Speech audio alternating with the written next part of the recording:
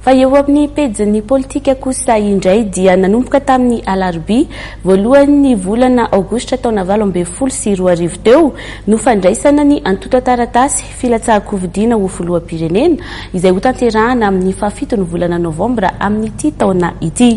Mitohy hatrany hatramin'izao izany fandraisana ny antota-taratasy izany ary nitohy izany tamin'ity andron'ny sabotsy ity eny anivon'ny lapan'ny fitsarana avy momba ny lalam-panorenana na ny ACC.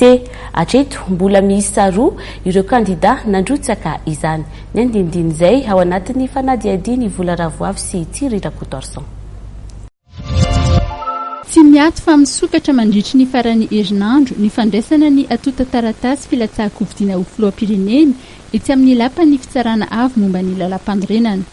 Niasa ny eo anivon'ny firaketan-draharaha ao amin'ny RCC tamin'ity androany ity, saingy tsy nisy ny kandida izay tonga nametraka ny antota-taratasy filatsahan-kofidiana filoham-pirenena.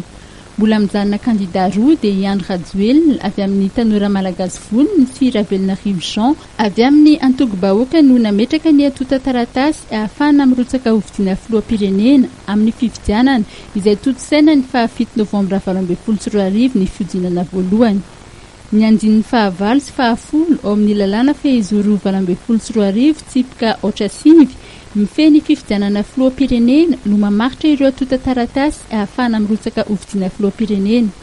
Ampoliny ireo pitsopitsona antota-taratasy tsy maintsy fenoan'ny kandida ary takina ho an'izay kandida hirotsaka ho filoham-pirenena.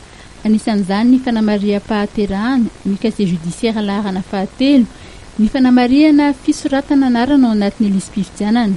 Eo ihany koa ny taratasy fanamariana ny fandoavan-ketra, ny fandoavana ny fandraisana anjara amin'ny fanontanany bilita 50 tapitrisa ariary isaky ny kandida. Tsy maintsy atolotry ny antoko politika na vondrana toko politika miorina ara-dalàna na mahazo ny sonian'ny olom-boafidy 50 ny kandida hirotsaka hofidiana filoham-pirenena no anisan'ny fepetra-takina amin'ny antota-taratasy filatsahan-kofidiana. Mitohy hatramin'ny 1 aogositra 2024 ny fandraisan'ny fitsarana avy momba ny lalam-panorenana ny antota-taratasy filatsahan-kofidiana filoham-pirenena.